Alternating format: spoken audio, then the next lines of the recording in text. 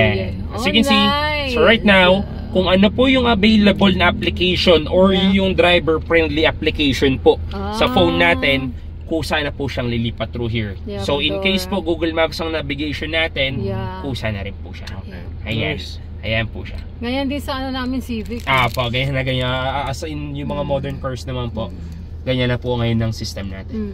Yan. So ang hindi lang po supported dito will be MP4 format, which is videos natin. Netflix, hindi po siya mape-play dyan.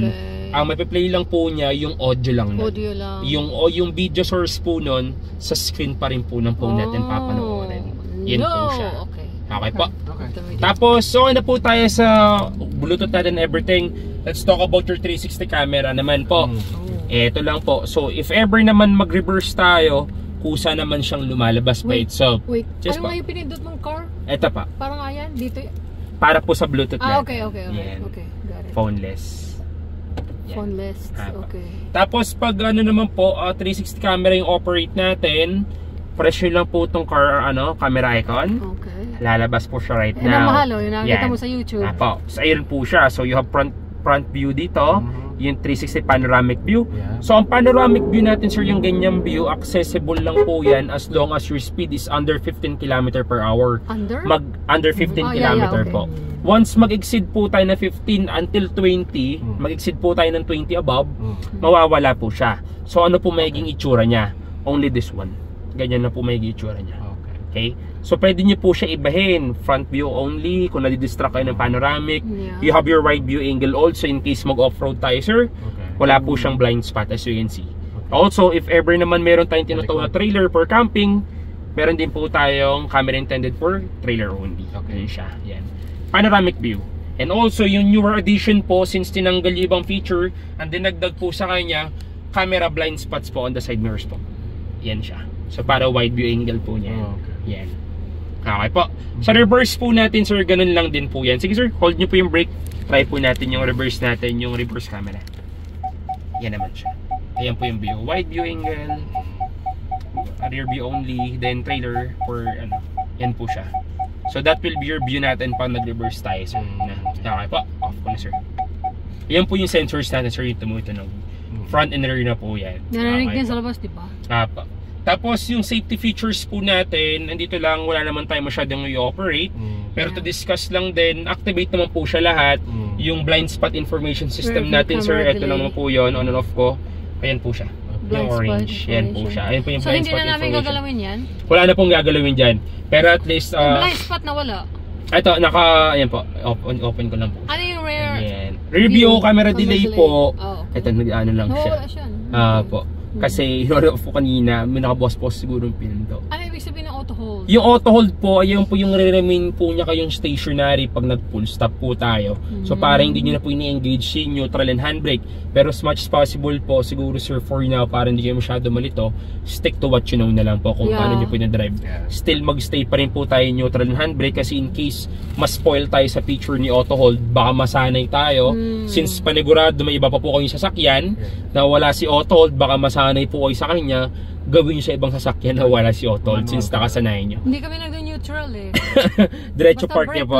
Brake. Yun. Okay din po yun. Yun po siya. Okay po, balik ko na po. Sabi niya, ikaw nag-neutral ka, ako hindi. Yan. Okay na po. So, shifter natin. Okay na tayo dito, sir, no? Proceed na ako dito. Shifter po natin, ang button lang po niya medyo step. Ito pong nasa harapan, sir. Yan. Ito yung hinahawakan nyo kanina, sir, no? Medyo step lang siya.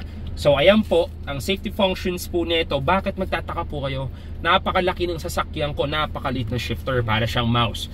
So, ano pong function niya? Bakit ganyan po siya kalaki? Sige, sir, hold mo po yung brake. Lipat ko po siya in any gear. Off ko muna po yung aircon. Demo ko lang po. Once na aksidente nyo pong napindot yung engine stop or magbukas po ng pinto, look at your shifter po. Yun siya. Hold nyo po ulit yung brake, sir. Buksan ko na para may aircon. Kusa po siya nag-park by itself. And also, kunyari, let's say bumili kayo convenience store, sir. Hindi mo na gusto patayin sa sasakyan, iwan mo na lang siya nakabukas. Just have to press the unlock. Ay, lock lang ng doors natin para still lumaandar siya, no? Ngayon, pag dinala nyo po yung susi outside, alam nung sasakyan na wala po yung susi indoors, hindi niya po ma-operate yung sasakyan.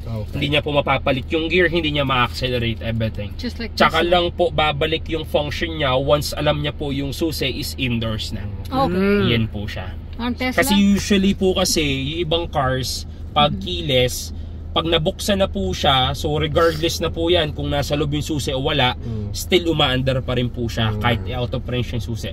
Kay Ford po, hindi po. That's good. Kailangan po yung susi nasa loob. Ayun po yung anti-theft system niya. Kaya ako nilalak ko yung previous ko. Po, ayun po siya. Okay? Parking brake natin, sir. Ito lang pong downside. Wala po siyang light indicator kung naka-on. So saan po tayo magbe-base, sir? Sa system po. Ayun, sir, yung parking brake icon. Yung sa taas po ng P, yung exclamation point. Indicator po yan, sir, which means naka-handbrake po siya. Nakataas. Ito po, yung red. Oh, there you go. Okay. Oh, yeah. Okay. Yan. So, paano po natin siya ibababa sa handbrake? Kailangan po naka-hold tayo sa brake, then push down po. Push down niyo po yung switch. Yan. So, ibig sabihin po niyan, nakababa na yung handbrake, you're good to go na po yan.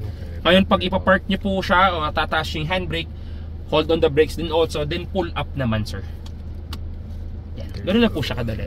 So difference nila before, buong kamay po yung puwersa. Ngayon po, daliri na lang siya. Yan. Okay po.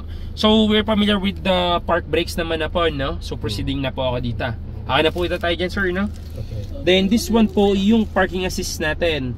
Once you press this one po, you have parking features po sa kanya. Press nyo po si parking assistance. So tatlo po ang park assist natin. So para hindi po kayo malito, gagamitin nyo po to pag gusto nyo po ng assistance pag alis po ng parallel parking. Pag gusto nyo naman po ng assistance sa parking sa mall, yung asymmetrical po, yung typical, eto po, press nyo po yan, then ayan po siya. Pag gusto nyo naman po ng assistance para sa parallel parking papasok, eto naman po siya. Yan. Wait nyo lang po mag-green yung model natin. Pero siguro for now, sir, wag nyo muna siya gamitin, and also use yung fordowner.com videos natin for your reference paano siya inactivate. Kasi dito po, sir, wala kaming proper parking spot to demonstrate po yung parking assist natin. So medyo risky. Apo, fordowner.com or sa YouTube po ng Ford, meron po yan. Okay. Yan. Kahit sa FB po, meron din yan. Okay. Po, off ko muna siya for now. Yan. Then this one will be traction control natin, on and off. Indicator po niya pag na-off, sir, yung left. Pero bihira naman po siyang pinipindot. Usually for off-roading lang naman yan. Ito naman po yung off-roading functions natin. So once you press po yung off-roading function, lalabas po ito ngayon ulit. Camera natin. Ang pinagkaiba niya po kanina sa ibang inaunang camera, siya po may trajectory na. So outer line natin, body of the car. Inner line po, dadaanan ng gulong. So try mo i-steer po yung steering wheel natin. Yan. Meron na po siyang trajectory. Nice. So susunod na po siya. Galing. Yan. Okay. And also, you have your hill descent control natin for downhill assist. Rear lock differential also over here. Yan. So, any questions about on this one, sir? Dina natin. Wala naman so far, you know? Okay. Sige, sir. Itong ito na. Ito tayo, sir. Drive modes natin, sir. Your drivetrain po, sa pagpalit ng drivetrains natin, pressable siya in the middle, sir, as you can see, no? Pero, ito, sir, I highly suggest, hindi naman siya totally need pindot-pindutin. So saan na lang po tayo magbe-base on your drive modes. So paano po tayo nagpapalit ng drive modes? Twist nyo lang sa sir. Tapos lalabas po sa cluster screen. You have your normal mode, you have your eco mode, meron tayong tow and haul, meron tayong slippery, and meron tayong mud and ruts. Tinan mo, sir, wala na akong pinaras sa gitna. Kusa na siya magpapalit ng drivetrain. Kusa na rin niyang i-activate yung off-roading functions natin. So basically, sir, ang gagamitin nyo na lang po for changing your driving feels, drive modes na lang. Kasi kung ano po yung ilalagay yung drive mode sa kanya, kusa na po siyang mag-adjust on that situation. So pwede ka mag-change ng mode kahit tumatakbo. Pero stop ka muna. Mas maganda yung ito, sir. So to differentiate, sir, pag gagamitin niyo po si normal, pag si normal mode po and eco mode, while moving, walang problema. Ang need nyo pong naka-full stop pa magpapalit, ito pong tow and haul above. Okay. Ayan, mud and rat sand. Kasi ayan po is high gear na po. Maglo-low gear po yan. Ayan po siya. Pero si normal po, eco mode, walang problema. Kahit while moving, ayan po siya. So yun, to differentiate lang, ang gagamitin nyo po most of the time for driving, pag maluwag po yung kalsada, normal po tayo. Si Ito, Eco Mode kailan po, ito gagamitin? si 4H po gagamitin nyo lang po siya for off-roading lang siya. Off-road lang. What about this one? Yung 4L naman po, 4-wheel drive low gear, for climbing naman siya. So in case makaranas tayo ng difficult scenario in terms of climbing, you can use 4L naman po siya. Yan, nakaya po. So for daily drive natin, on-road use, 2H lang po tayo. Hindi po pwede gamitin si 4H for on-road use. Masisira po yung drivetrains natin. Yan po siya. Okay po. So ayan sir, to this, ano lang din, yan, Eco Mode, tow and haul, slippery, mud and ruts, and sand. Mud and ruts sir and sand, halos the same function. Wala namang pinagbago. Function nito sir, gumagana na. So dyan na lang po kayo para at least hindi nyo na pinipindot sa sobrang dami kong pinindot kanina sir, nakakalito. Yes. Ito na lang po para easy to use na. Ilagay mo na sa ano, yung normal. Yeah, normal. Si Eco Mode po sir and ma'am, gagamitin nyo lang po siya. Sandali. Halimbawa, okay, badal 4x4 to ano. Halimbawa ang Baguio, mga matataas na ano. Kaya ng just normal. Kaya niya just normal. In case lang sir makaramdam tayo ng difficult in terms of climbing, you can use your drivetrains. So by situation siya. Pero most of the time po, hindi naman po totally need ng ano, kayang-kaya naman po niya. Yan. So, okay po. So, okay na tayo dun sir, no? So, yung differentiate ko lang sir, yung Eco Mode natin, gagamitin nyo lang po siya for slow moving traffic, short distance trips. In short po, for city driving only lang siya. Pero pag maluwag po yung kalsada, tuloy-tuloy naman yung free flow naman yung traffic, stick to normal po tayo. Dun lang siya. Okay po. So, bakit po ba ganon?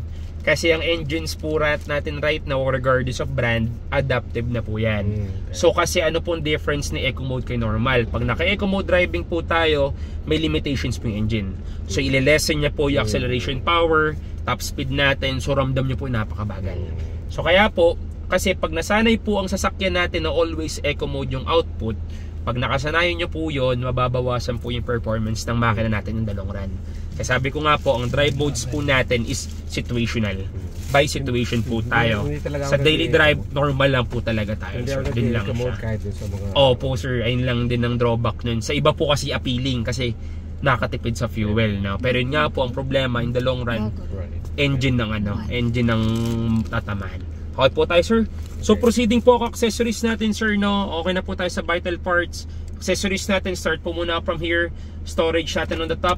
Push nyo lang po ito. Main glove box natin, dito na po lahat. So ito, discuss ko na lang din po. Ito po yung lagi yung dadalhin for PMS natin, for after sales natin. Dito po sila nagmamonitor. And dito po yung manual natin. Maliit na po yung manual kasi yung second part po niya nasa loob po ng sasakyan. Owner's manual. Okay. Ayan. Tapos also kasama po sa previous ni Kyla yung card natin through here. Ito po yung towing assistance. Good po siya for 3 years. Kontakin nyo lang po yung hotline number through here. Cover po niya nationwide and 24/7 po siya. Kontakin nyo po ito. So iwanan lang dyan. Iwanan nyo na lang po siya dito. Tapos over here naman po, cup holder on the side. On your side also sir. Bukas po para at least makita nyo pong function of it. Yan. Okay. Vanity mirrors natin sir, equipped with vanity lights, even at your side po. Nice. Yan.